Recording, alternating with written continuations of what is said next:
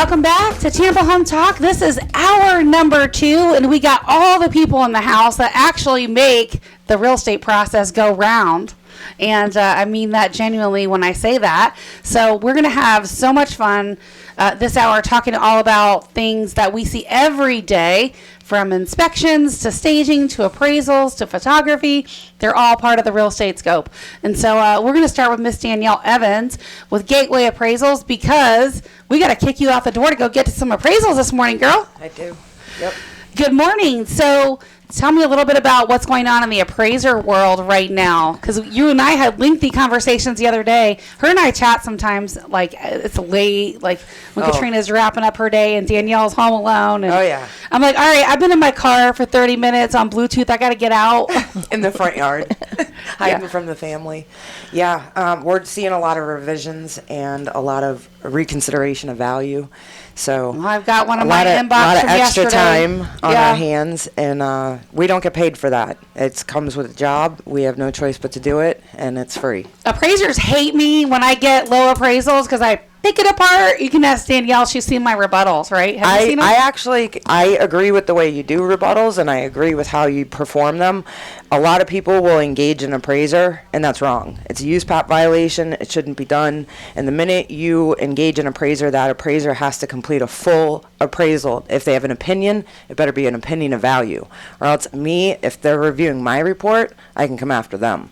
I can sanction them right away and get them for a USPAP violation for not completing a full report. Here's the thing that I think really should be part of the equation, right? What you have to remember is the bank is sending out the appraiser as a fair, neutral party because they want to make sure they're not overpaying for the home, right? They want to We're make assessing sure, risk right. for a bank. You're assessing risk. That's a good way to put it. The intended user is the bank, not the person that pays for the appraisal. The person that pays for the appraisal, I'm not legally allowed to even speak to them or tell them what I appraised the house for. Yeah. But I tell you, that I find it's a lot more, if you keep that more of a collaborative environment and work with the appraiser, most of them are happy to take our information and use that to digest their own report. Every once in a while, like I got an appraiser that just slipped into a property, I didn't even know they were there, so we didn't have a talk about comps or anything, and now I'm going to beat them up with an appraisal rebuttal because their appraisal's crap. Your rebuttals are spot on, though. You have a lot of market data to back it up. And I know how to read the appraisal reports, and most agents don't. Absolutely. And giving an appraiser for sales that don't make sense, that are outside of the neighborhood, that you got to explain, this is why I chose them. So, but not only that, but I read their report. And so one of the things the appraiser put in this particular appraisal report that I'm going to do a rebuttal on today is he put, there's been no updates in the last 15 years. That's boilerplate. Well, but the kitchen was redone. Are you going to talk about that? And by the way, we're putting a new roof on, so why isn't it subject to, He checked a box that automatically puts that boilerplate 15-year sentence in, and it's one thing that I can't wait for the forms to change to remove that from my life. The other thing that drives me nuts, that we physically check, and it actually puts that sentence in. So I'm curious whether it to applies know or not. If you're changing this on your appraisal report, because this drives me absolutely insane. Increasing the stable. Yes, you know exactly what I'm gonna say. You can't say that every single neighborhood is increasing. And remember, it's in the neighborhood section. Okay, but there's also another little part that says, is it balanced? What does it say on each side? I can't remember. Growth, rapid. No. The supply and demand. The supply and demand. Shortage, balanced, or... I believe it's What's rapid. the other one say? I forget. Growth. It's rapid growth. Does it say growth? I thought it said something else. Anyway, that talks about exactly what we talk about every single week, Leo, with a supply and demand. Our absorption rate is under a 1 month supply of housing. And we're seeing How can you appraisers not mark that we're increased and that there's a shortage? Blame the AMC. Blame the underwriter. But what's the movie theaters got to do with this? The AMCs are appraisal management companies, and there is a pizza delivery guy grading and checking our appraisals and requesting us to change them. And I've had lenders ask me to change it from an increasing to a stable market, and I won't. I mean, that's ridiculous. There are some neighborhoods. Now remember, it's the neighborhood section. It's not talking about all of Tampa Bay. It's talking about specifically that neighborhood it's in. I don't know a neighborhood in this area that is not going up. I'm going to it today. Okay. Well, I think that will change because I don't. I can prove you wrong when I sell it. I'll do it. Oh, wait until you see the appraisal. I can't even believe it's going to be so high. I'm shocked. Well, I have a habit of setting the trend in a neighborhood when I go in to sell a property because I can defend the list price or I don't take the listing. Yeah. Right? So that's why I have no problem defending appraisal shortages when I get them. And I agree that you should. I just agree. The thing I disagree about is engaging another appraiser to tear apart an appraiser's work because it's actually against the law. And it's not. It can get the person reviewing the report in so much trouble. And they're trying to help out an agent to gain reputation and get orders, and they're trying to engage. Like you and I educate each other. Yeah. When you come to me and say, I have a really bad appraisal, I need some advice on it, you and I sit down and we go through this appraisal together. I'm not coming up with an opinion of value. I'm teaching you how to read the appraisal. I'm usually asking you about very specific things on that report. And you're asking about how to read the appraisal. You're asking me to just define it, not to actually review it. There's a big difference. Well, some of the other things too that drives me nuts is when they do condition, right? And so they rated my condition a C4 on the subject property, and then a lot of the other comps are a C3. And I look at one of the other ones, it's a C4, and it's like old carpet, old grandma's house. And I'm like, how are you going to rate us a C4? This is a C4, yet your comps are a C3. A lot of this has to do with Fannie Mae. Can you break down what that means, what C4 and C3 means? C3 is basically anything in the home cosmetically, not necessarily just the roof, the air conditioning, the plumbing. We're talking about the actual cosmetics of the home have been brought to life again, meaning they've been updated or improved. That's a C3. A C4 is basically all original but well maintained and move-in ready condition. C5 is now to the point where you're uninhabitable and getting to so if the kitchen and the roof is redone, is that still C4? In my opinion, it's a C4, and C3 really has to do with the interior cosmetics of the home. A lot to do with it. The underwriters look at the pictures for a reason. The pictures were taken. All right, so I'm just going to call it out, Kim. It's proclamation. You staged it. Oh, yeah. Well, I actually noticed when I was staging it that the tiles were mismatched in there. Yeah, but that's not. That doesn't. I don't think it's a big deal. Updates. It's in terms of the appraisal. Okay. Not with and that's the thing where updates for us, if the home needs it, turns it to a C3.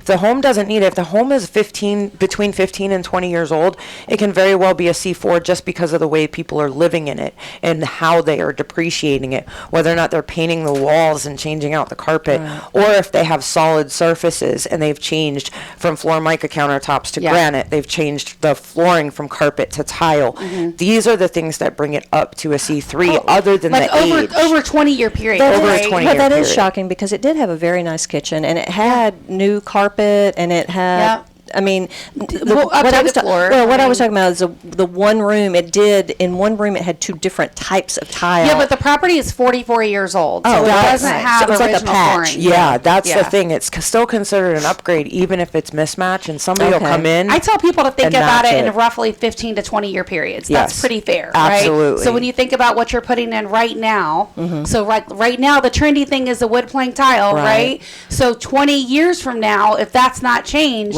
that's going to change the condition on the appraisal. Now, you have to remember that Fannie Mae has this big computer called CU Underwriting that is collecting all of our data in a blockchain type manner. It's saving all the data we're feeding into this computer, and it saves for every address for the comp and the subject. Now, we have to remember what we've called that for the rest of our life. Oh my goodness. Because it's in that computer. Thank God technology has come as far as it has.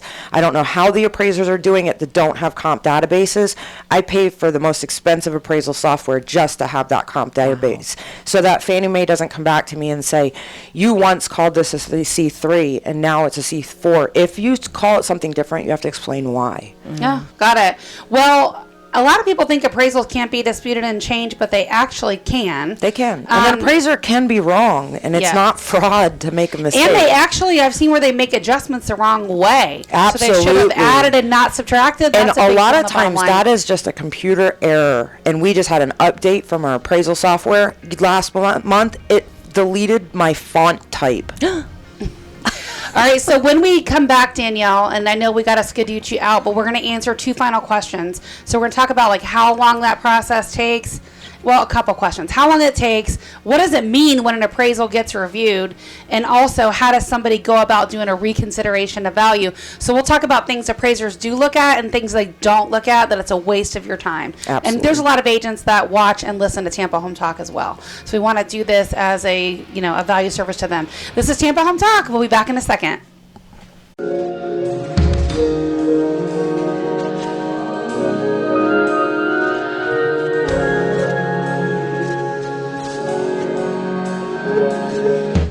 Welcome home, Tampa Home Talk. We're back. We are back with Danielle Evans from Gateway Appraisals and Kim Smith from the Flipped Room. Yeah, and very soon we will have our next guest on too, Bob Thompson. With Thompson Brand Images. Yes.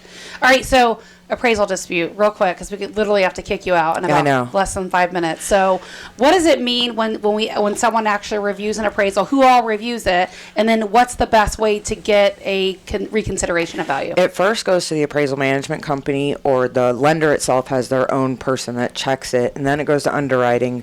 From there, if the agent or the buyer disputes it, they can fill out a reconsideration of value form, which basically asks you to give your comps that you think that the appraiser should have used that they didn't.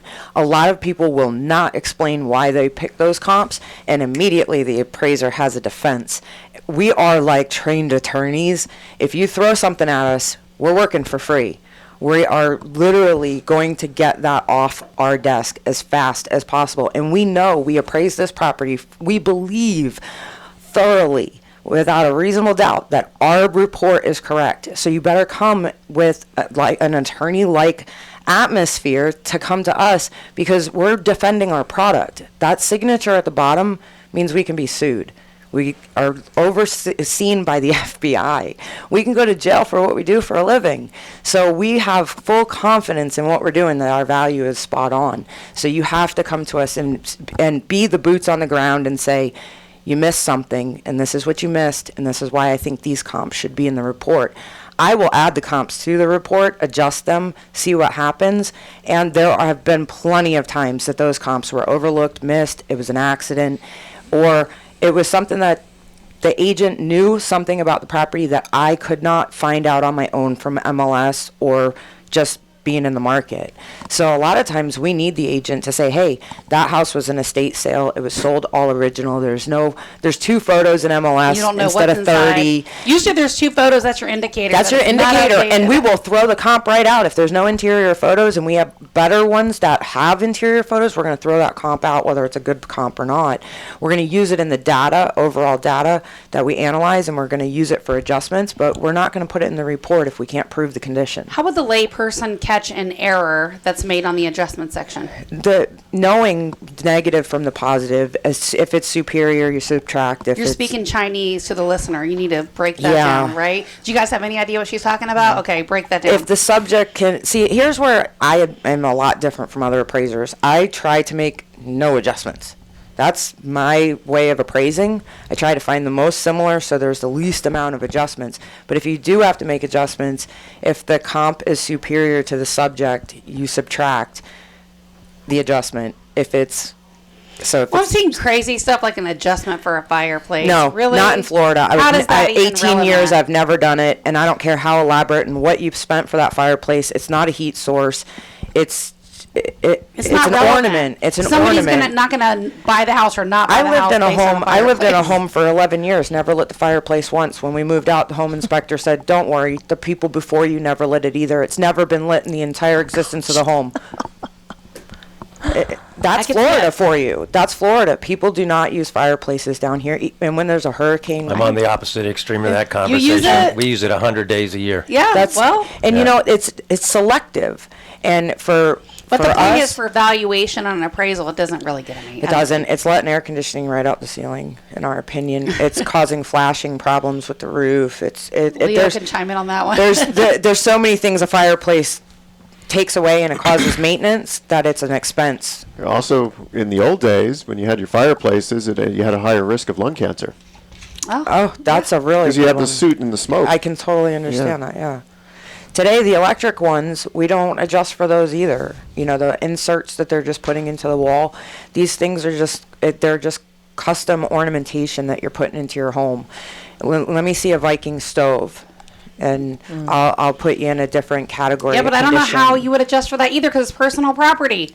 Not necessarily. Gas stoves that are connected and attached are connected fixture. gas, got it. Yeah. And so we're talking about the big elaborate refrigerators that are built into the kitchen cabinetry. Let me give you a good analogy on whether or not this would get an adjustment. If you take your house, and that's what I explained to my sellers, if you take your house and you turn it upside down, anything that falls to the ground is personal property. Anything that is attached, screwed into the wall, is considered real property. The buyer would expect it to go.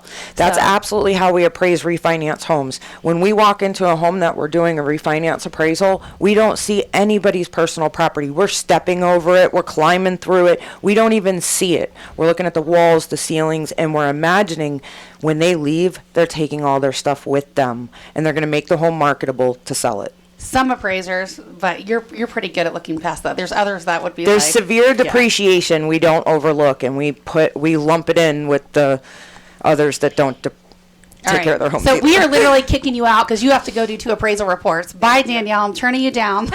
Thanks for joining us. Bye-bye. We're going to run over to Kim Smith at the flipped room. And so, all right, Kim, let's talk about how staging has changed in this real estate market. Literally, I think we could probably sell stuff without staging it, but we still do because we know it brings the seller value. Yeah, it does. Well, number one, the seller is going to be out the door a lot faster because the house has been staged. They've already packed half their stuff away. They're ready. So Larry Schmidt's texting us. Yeah, we are a regular listener. We love him. Even on Good Fridays listening. Thank you, Larry. We love you.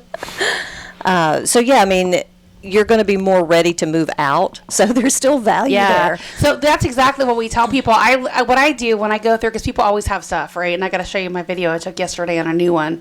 We'll be staging soon, but it's not a big deal, right? 2 dudes live there, it's just stuff. Oh, okay. Gotcha. And they're downsizing. So I tell them, take 2 different color Post-it notes, and I want you to tag the stuff that you know is absolutely going with you to your next home in one color. And I want you to tag everything else that you're not sure if you're selling it, donating it, whatever, but you just know it's not going. Tag that in a different color. Yeah. That's how I help them mentally move quick, right, through their rooms, because otherwise most people go in and they go, okay, what am I taking? It's paralyzing, and then they go slow. Yeah. If they do anything at all. Right. So it really helps if we just say, okay, quickly go in here, tag it real quick, and then just move to the next room, tag it real quick. Right. And then we can move through that whole process with extreme efficiency. Right. And it does make the sellers move out easier. Yes. It really does. Yeah, it does. I mean, it makes them more organized, and also the less stuff you have. And I always tell the sellers this, that if you consider your floor money, the more floor you see, the more money you get. And wall space. And wall space. Yes. So,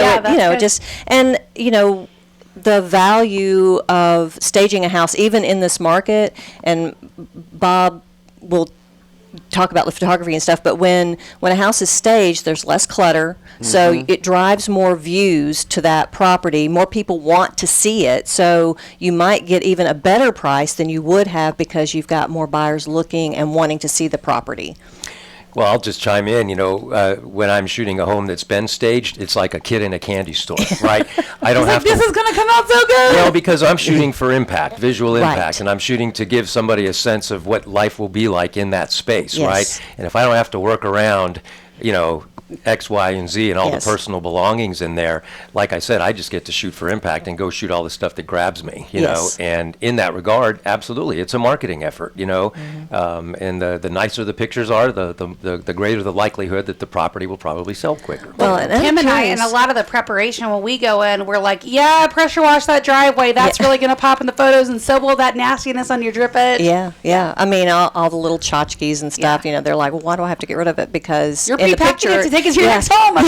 Well, I say in the pictures, it's going to look cluttery. Yeah. It's going to look like you have too much stuff. Even though it looks nice in person, it's going to be too much stuff in the pictures. Our job is to get them into your home. Yes. Your stuff's all going with you, so don't not get hung up on that. It distracts from the person being able to see themselves in that home. Absolutely. The more personal belongings That's you're true. seeing out there, you can't identify with that Yeah. home as yours, right? So, Right. Especially if you walk in, you got leopard stuff everywhere, and you wouldn't put any of that in your house, right? We've had that, Kim. Yes. What was your question? Well, the question was that, like, when Oh gosh. No, I distracted yeah, you. that's I okay. have That's okay. that. No, that's okay. That train just jumped the track. Oh, got it. It'll come back. But I guess my question would still remain: if we're in such a seller's market, and I mean, I do know the benefit of taking great photos, and I do know the benefit because we just heard from Danielle about it. But you're saying why bother? Why bother staging? I mean, as a home inspector, I like it when the home's staged because that means all the seller's stuff has been moved out and we can get to everything. Mm-hmm. So we all like it being in the professional realm, but why, if I'm a seller and I know it's going to sell really fast, why bother? You're going to get more money. That's why. You're going to get more money. But I'm already getting a bunch of offers over ask. You're going to get more money. It's going to be more justifiable. I don't care what Danielle says. She doesn't look at it. They do. Yeah. Appraisers do look at that. They'll never admit it, but if it's aesthetically appealing, it affects them psychologically, and they tend to pick better. Well, I mean, even subconsciously, if you're seeing all this crap everywhere and it's dirty and it's not, I mean, even if it's just a little bit dirty, it's dusty or whatever, you're thinking, oh, they don't take care of their home. So you're beginning to nitpick. You're beginning to look at more than you might have. I've sold homes that are amazing. There's nothing, and they missed the dust on the back of the master bedroom door, and they found it. Like, it's like there's no other defects in this house. Like, right. Yeah. Well, and I always say, buyers are looking for reasons to not buy. Yep. They're not looking for reasons to buy. They're looking for reasons to not buy. Yeah. So don't give them any reasons. Mm-hmm. Good. Well said. That's good logic. Well said. All right. So this is Tampa Home Talk. We're going to roll to a break. We're going to come back. We're going to talk about the 5 worst mistakes people can make when preparing their homes for sale. So stick around. We'll come back and we'll keep the conversation going with Bob. Good chime in with Kim. Yep. Back in a moment. Thank you.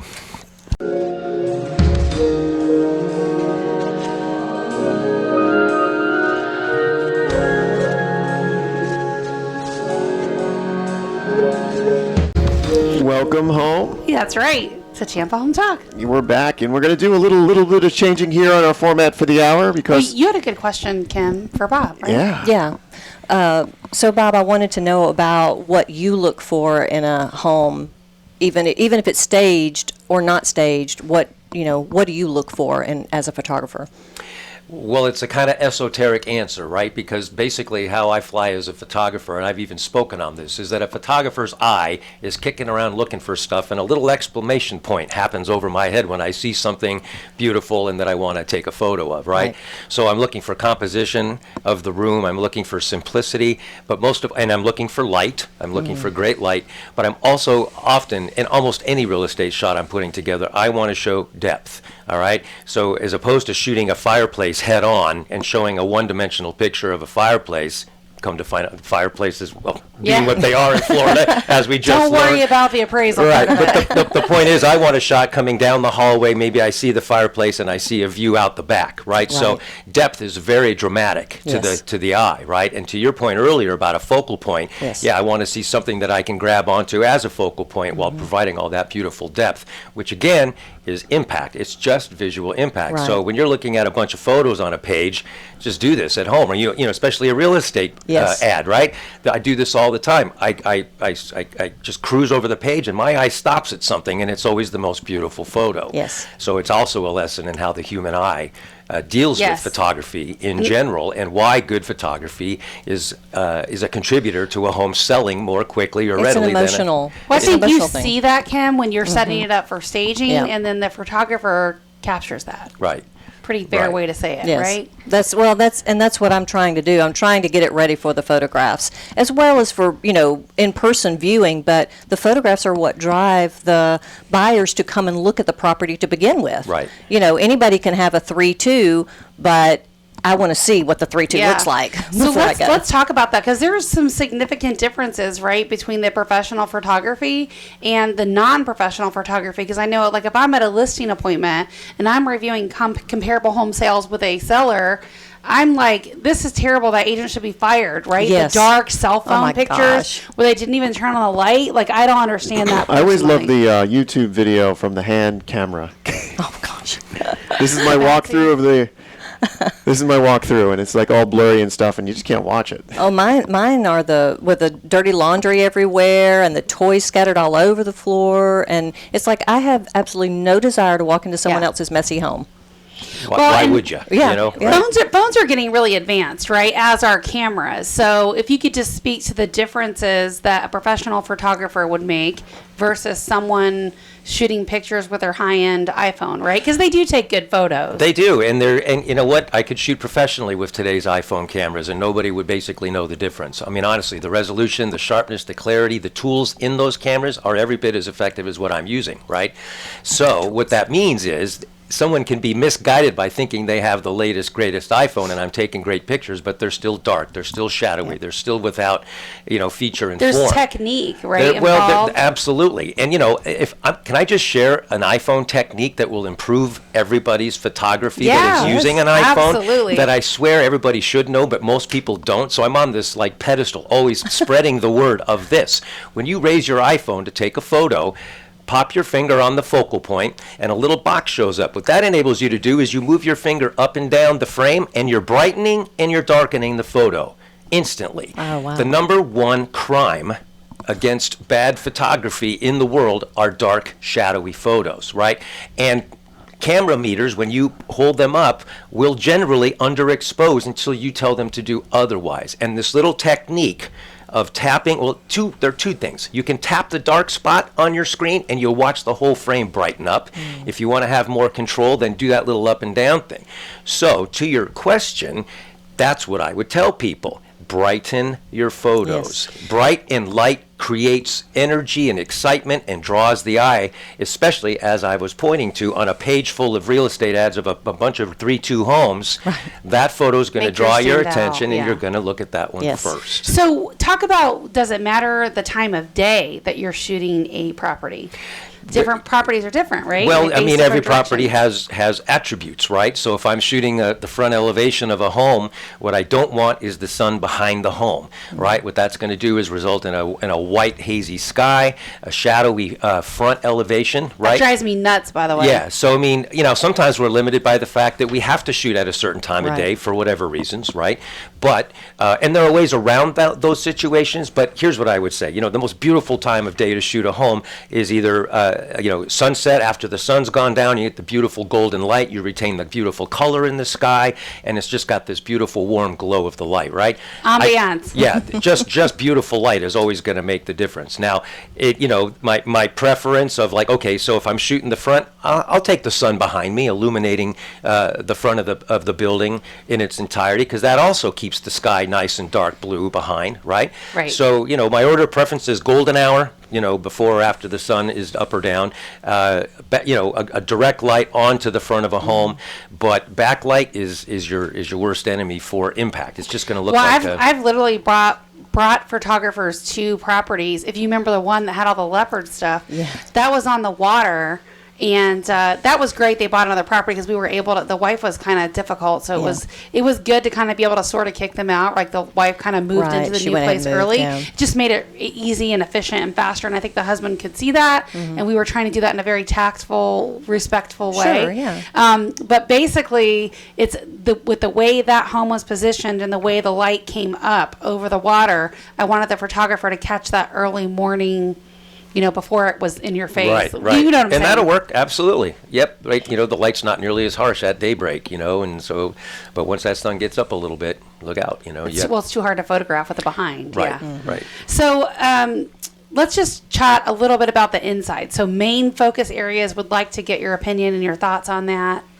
Well, I'm always going after, and this kind of goes right to Kim's point about, living spaces where you can actually see yourself in those places, right? And, there are two kinds of photography for interiors. There's sort of what I call expository, or just you're showing the deal, right? And then there's images that you're creating that literally create visual impact as a photographer, right? Living in the home, the lifestyle of the home. Yep, and I'll tell you, in as much as a photograph that shows a whole sweep of an entire interior unfolding out in front of you, I guess the point I want to make is that's an effective photograph, well composed, but I'm also very interested in those impact lines of sight that maybe don't include everything. I think that's another mistake that a lot of real estate photographers make, is they're always trying to include too many things in a photo, and you can dilute impact unless everything is so tight and so beautiful and the light's so perfect, but you could reduce the impact of that photo by trying to include too many things in it, right? I like it personally when they connect, right? Like when you can get this and then you can kind of tell from one photo to the next the flow. Which that's incumbent on the photographer to shoot the multiple angles of that space so that you can get the flow. I mean, unless you're shooting a video tour or something where you can really see all that unfold. I'll tell you as an agent, something else that drives me nuts is when the agent's putting the photos in there and the order, right? They bring you inside, outside, or it's just all like kitchen, bath, like it's just all over the place. I like the way I organize mine is you're walking into the home, here's kind of like the flow. That's the way I like to organize it. It's a video tour of still photography. Yes. That can be a very effective tool. And not jump all, It's confusing. It is confusing, especially if you have empty rooms, which I hate to look at just pictures of empty rooms because you never know if you're looking at the same room. Yeah. Right. Yeah, why? So one of the final questions, Bob, I'd love to ask you is about the image processing, because I think a common conception is, they just take the photography and then they're done. Yeah. But there's actually a lot of work that goes into the photography after you're done shooting the photos. Absolutely. I mean, there's no job that I'll ever shoot that I don't run through Lightroom. And Lightroom is basically the photographer's digital darkroom. All right, it does all the things that a darkroom used to do and more, obviously. So you want a couple of little tips on things that you can do to a photograph instantly to just make the photo brighter and more seeable, if you will. As I said earlier, photos are typically shadowy and dark, and that can be a function of the time of day we were shooting. We never really got to that about interiors, but I like shooting the interiors at the brightest time of the day because the window light's gathering and it's the most even light inside, right? So I don't want to shoot at sunset unless I've got this just killer view, but generally speaking, right? You want bright, the sun's right on top of the house. And all the windows are gathering all that beautiful light, and I think I missed the point of your main question. That's okay. It was really about the image processing.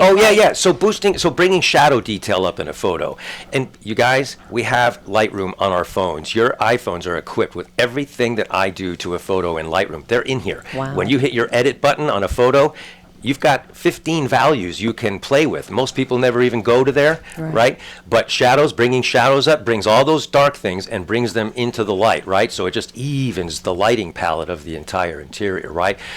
Sometimes images can get a little too hot, a little too much light, and you bring the highlights down. That takes all those super bright high-end values and brings them down into something that actually look good. So shadow detail and highlights. Play with those, you guys. I mean, how long would you say it takes you to process an image, like each one after you're? Well, I've been doing this a long time, so you're pretty quick. So I'm pretty quick. I probably spend 10 to 20 seconds on an image if I'm by the time I'm cropping it, bringing out this.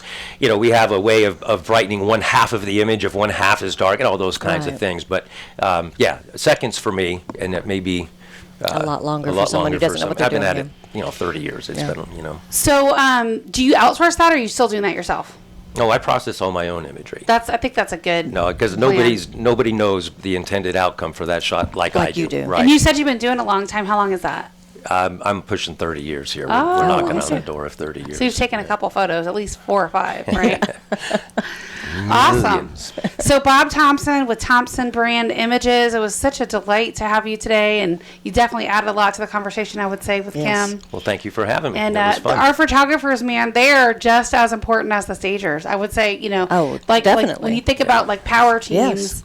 Definitely your agent, your stager, your photographer, they're going to make or break your listing. There should be some symbiosis between those. Absolutely. I don't often get a chance to meet the stager, right? I walk into a home and it's done, so I got to see the work. So it's fun to actually talk to you. On the flip side, sometimes you guys are crossing paths, right? Yeah. Occasionally, I'm walking out as the other one's coming in, or I'm helping homeowners hide a box or blow off a sidewalk or something like that. Yeah. Right. Yep.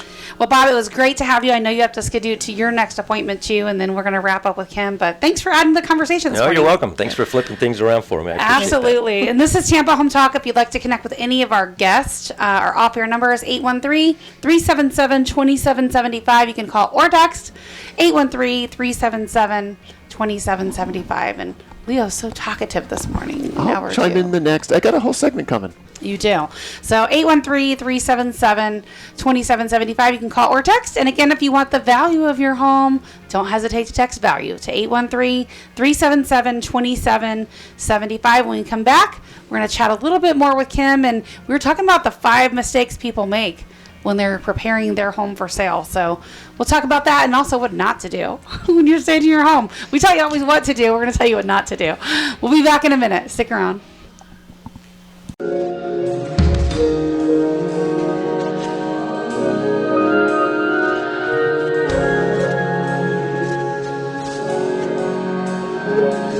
Welcome home. Final segment here on Tampa Home Talk. We've got the tough question to ask Kim Smith from the Flipped Room.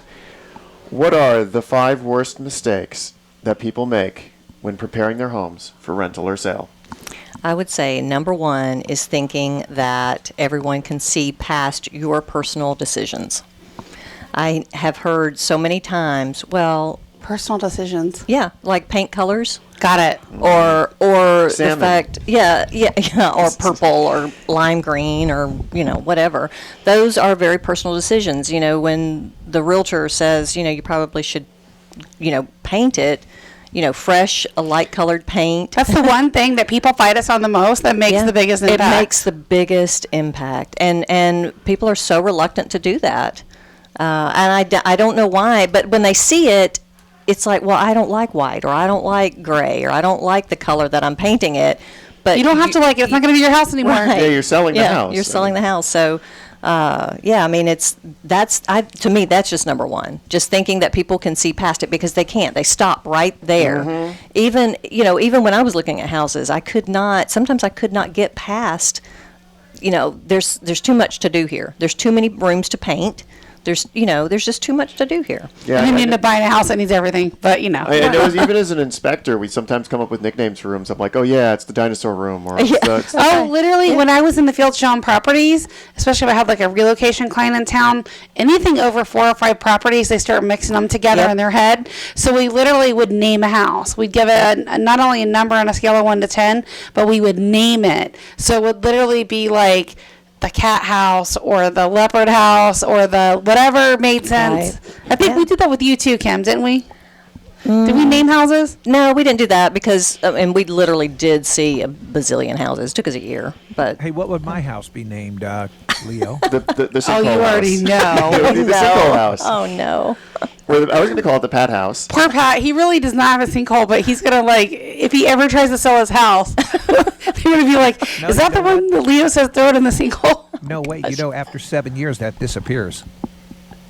What, the house falls in the sinkhole, yeah. Right, no. But after 7 years, that disappears on your record.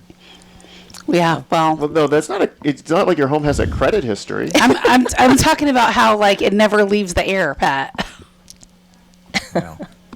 So that's what's over. We got number 5. The worst of the worst is thinking they can see past it. What's number 2?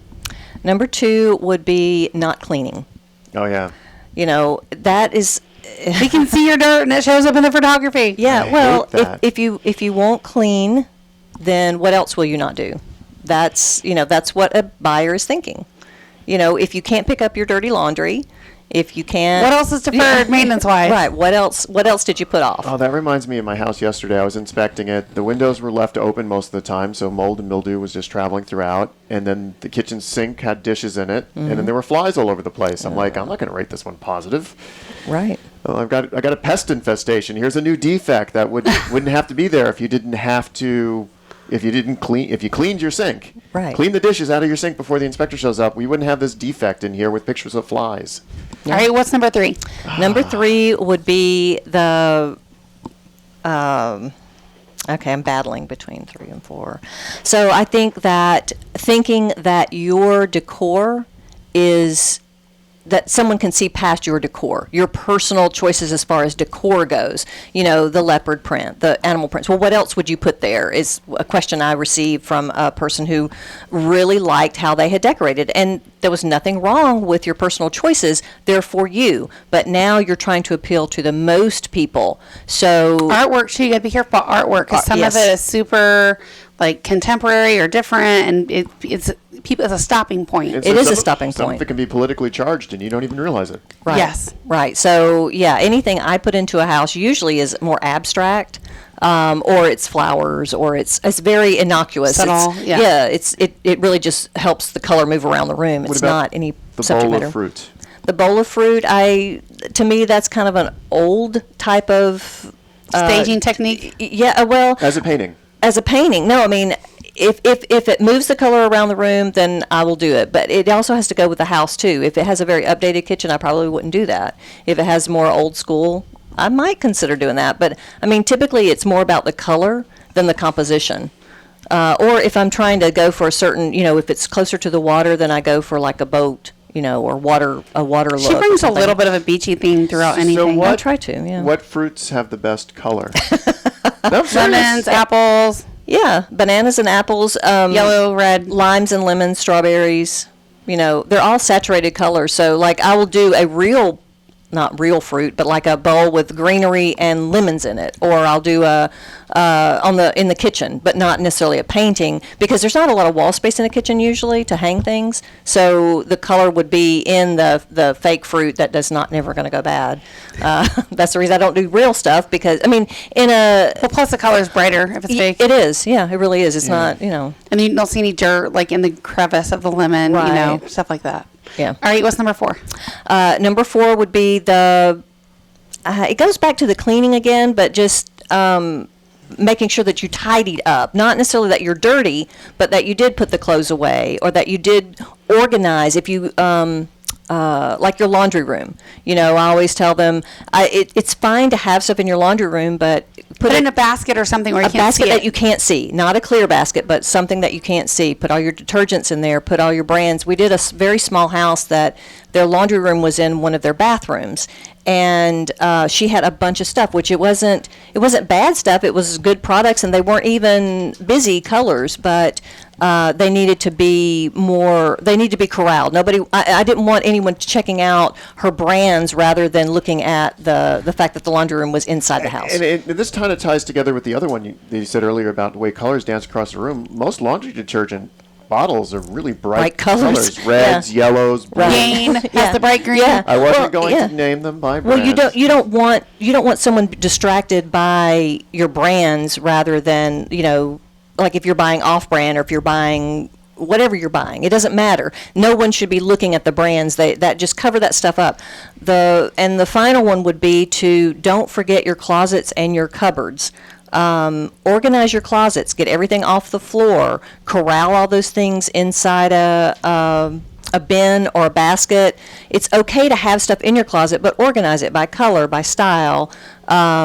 Good. Keep it away all right, from final one, yeah. because we're running out of time. So this is the final one. This to corral everything. Reduce what's in your cabinet by half. Just so it looks like you have more cabinet space. Even if you don't, reduce it by half, because people are going to look in your cabinets because they want to know where they're going to put their stuff. And if you have just 4 plates and 4 glasses, that means that there's a lot of space. Yeah, pre-packing, we talked about that. Pre-packing is going to help you move later. All right, Kim, we got more coming for you soon. As a matter of fact, I got to talk to you about one you're going to be going to soon for your walkthrough. All right, this is Tampa Home Talk. Thank you so much for listening. We're so glad you're here. You guys have an amazing and fascinating Easter. Be safe on the roads, and we will be back next Friday morning. Love where you live, or we'll fix it. Welcome home. Love where you live?